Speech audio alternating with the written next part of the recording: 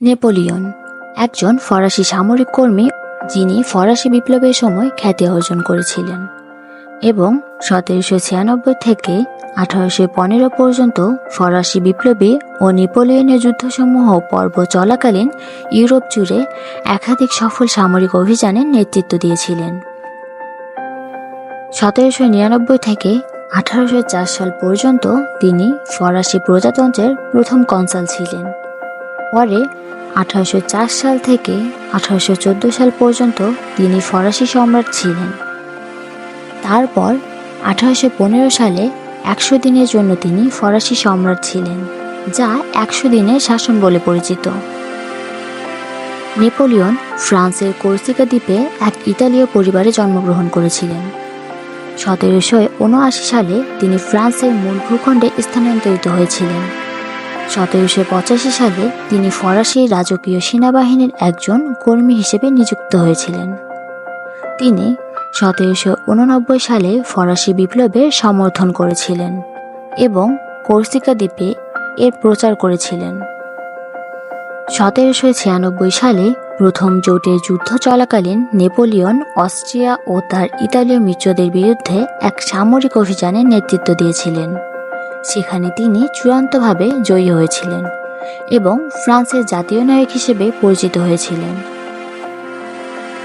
1798 সালে তার নেতৃত্বে সামরিক বাহিনী মিশর ও সিরিয়ার উপর আক্রমণ করেছিল, যা তাকে এক ছাপে রাজনৈতিক ক্ষমতায় আসতে সাহায্য করেছিল।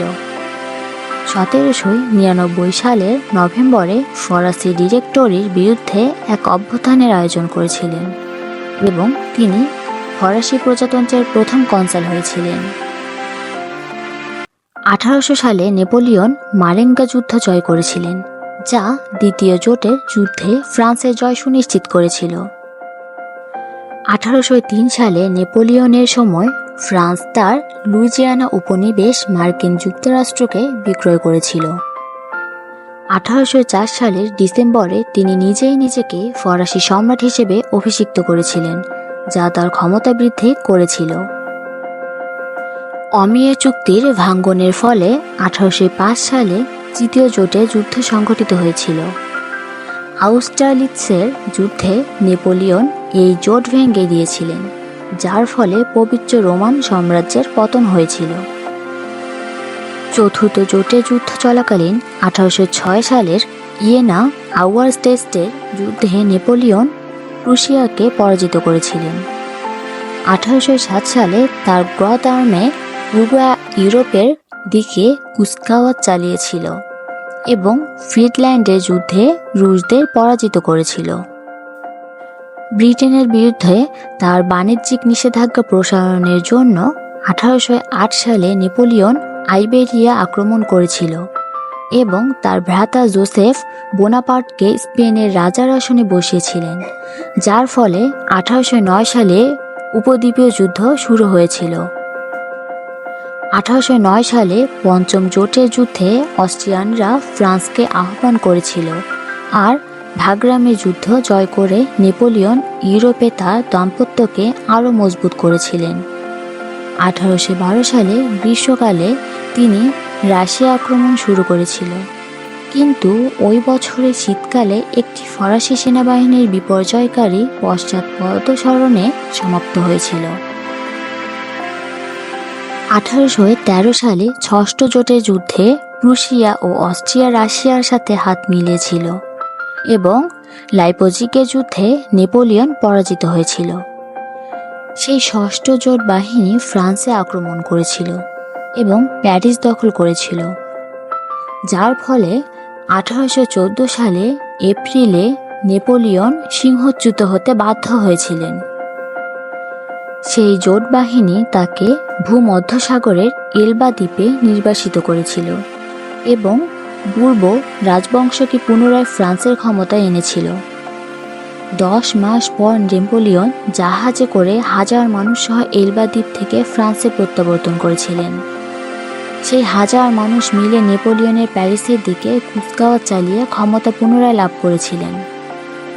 তার বিরোধীরা সপ্তম জোট গঠন করে আর 1815 সালের ওয়াটারলু যুদ্ধে তিনি পরাজিত হয়েছিলেন।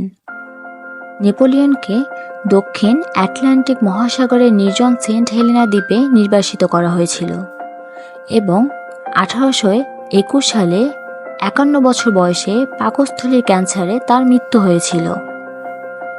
নেপোলিয়ন বোনাপার্ট ইতিহাসের অন্যতম সেনাপতি হিসেবে পরিচিত এবং নেপোলিয়নীয় সমর কৌশল এখনও বিশ্বের বিভিন্ন সামরিক বিদ্যালয়ে পড়ানো হয়। নেপোলিয়নীয় বিধির মাধ্যমে তিনি ফ্রান্স ও পশ্চিম ইউরোপে আইন ও প্রশাসনে আধুনিকীকরণের প্রচেষ্টা করেছিলেন।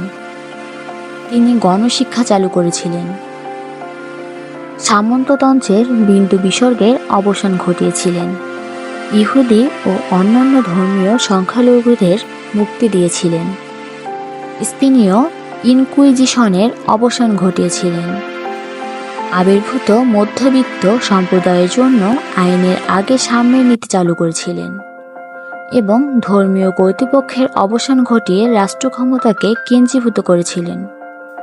তার অভিযানসমূহ রাজনৈতিক পরিবর্তন ও জাতিরাষ্ট্রের বিকাশে অনুঘটক হিসেবে কাজ করেছিল। তবে ইউরোপে বিধ্বংসী যুদ্ধে তার ভূমিকা যুদ্ধে জয় করা অঞ্চলে লুটপাট এবং আংশিক নাগরিক অধিকার প্রদানের জন্য তিনি একজন বিতর্কিত চরিত্রও বটে।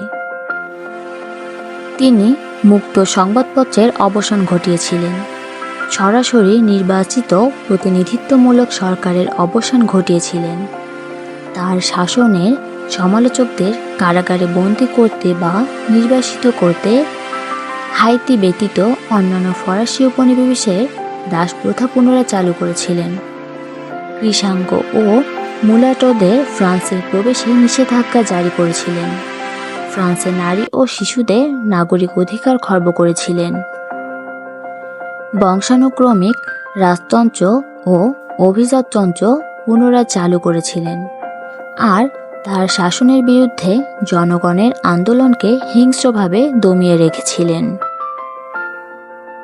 এরকম আরও নতুন নতুন তথ্য পেতে আমাদের সাথেই থাকুন।